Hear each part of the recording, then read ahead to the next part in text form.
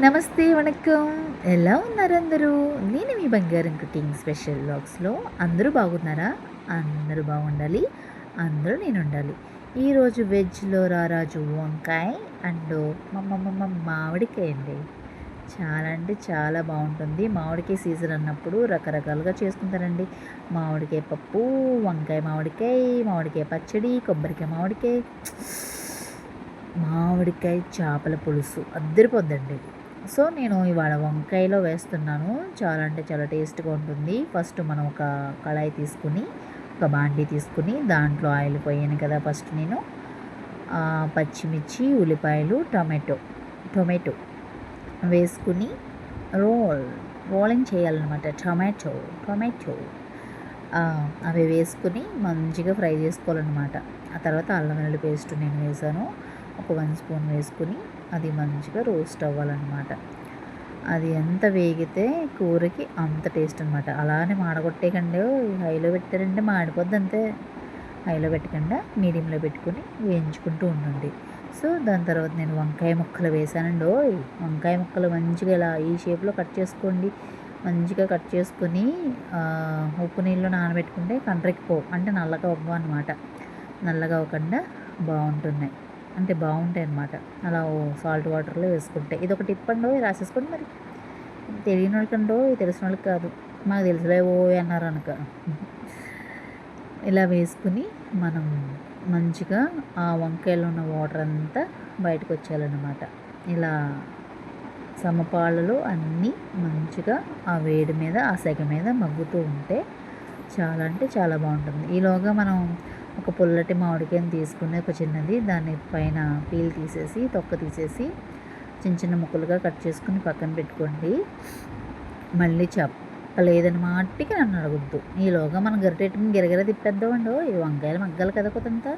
అది కొంచెం మగ్గిన తర్వాత కాసంత మసాలా వేసుకుని దాంట్లోని కాసంత కొంచెం పసుపు వేసుకుని దీనికి ధనియాల పొడి, జీలకర్ర పొడి చాలా బాగుంటుంది, అది కూడా వేసుకోవచ్చు అనమాట. దాని తర్వాత కాసంత కారం వేసుకుని 3 స్పూన్స్ కారం. మనం కారం ఏంటంటే పుల్లగా ఉంటుంది కాబట్టి కొంత ఎక్కువ వేసుకోవాలా. నేను ఎక్కువ తింటాను కాబట్టి ఒక 2 స్పూన్లు వేసుకున్నానండి. మీరు తక్కువ తింటే ఒకటి వేసుకోండి కారం, మా కొద్దు బాబాయ్ అనుకుంటే కనుక. ఇవి ఎంత మగ్గితే నూనెలో అంత బాగుంటుంది అనమాట. ఈ కర్రీని ఆయిల్లోనే మంచిగా మగ్గబెట్టాలి. అప్పుడప్పుడు ఆయిల్ను తినడంలో తప్పేం లేదు. సో కొంచెం ఆయిల్ ఎక్కువ వేసుకుని మగ్గబెట్టుకుంటే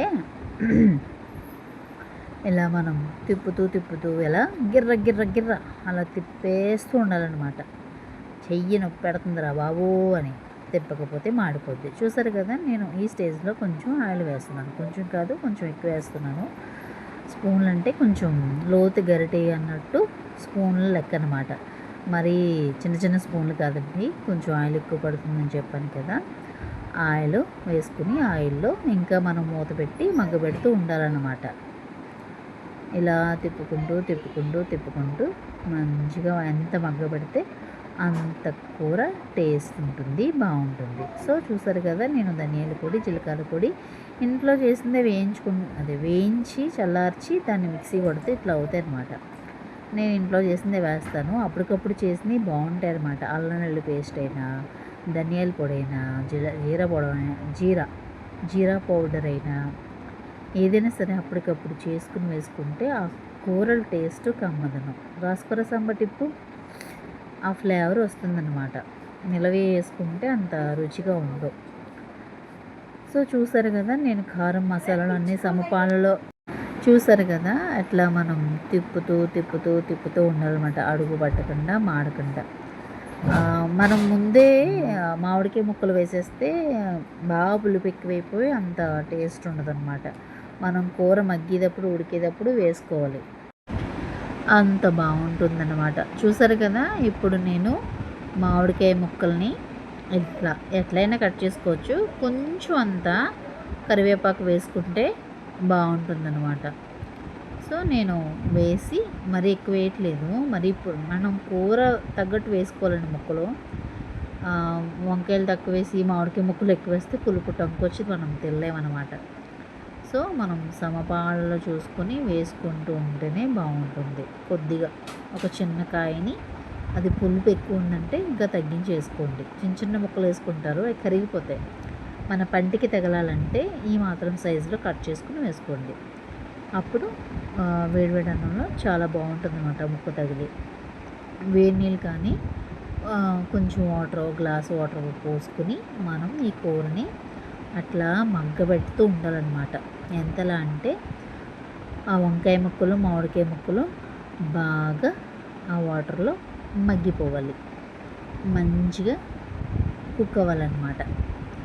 అప్పుడు చాలా అంటే చాలా రుచిగా ఉంటుంది.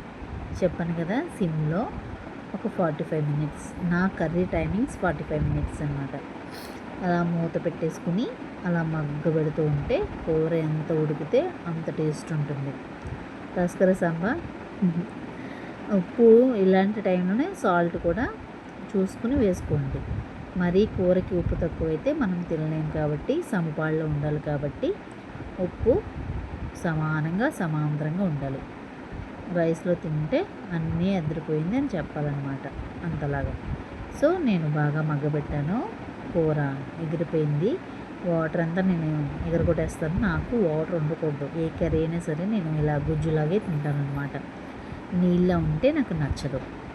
చూసారు కదా, ఏ కర్రీకైనా ఆయిల్ పైకి తేలిందంటే మనకి కూర రెడీ అయిపోయిందని దాని అర్థం. చూసారు కదా, ముక్క కూడా, మామిడికాయ ముక్క కూడా చెప్తుంటేనే ఊరిపోతుందిరా సామరంగా. అబ్బా, అంటే మనకి కూర రెడీ అయిపోయిందని మీకు చూపిస్తున్నాను అనమాట. ఉప్పు కూడా చూసాను, సరిపోయింది.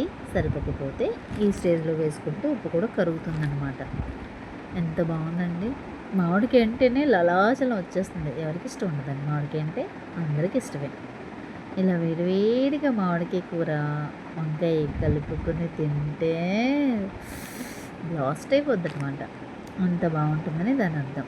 సో నచ్చితే సబ్స్క్రైబ్ చేయండి, లైక్ చేయండి, షేర్ చేయండి. ఇలా వేడి అన్నంలో ఇలా కర్రీ కొత్తంత ఎక్కువ వేసుకుని రైస్ తక్కువ పెట్టుకొని అలా వేడిగా తింటే ఆహా, ఏమి నా ఈ జన్మ ధన్యము, బాగుంటుంది అని అర్థం.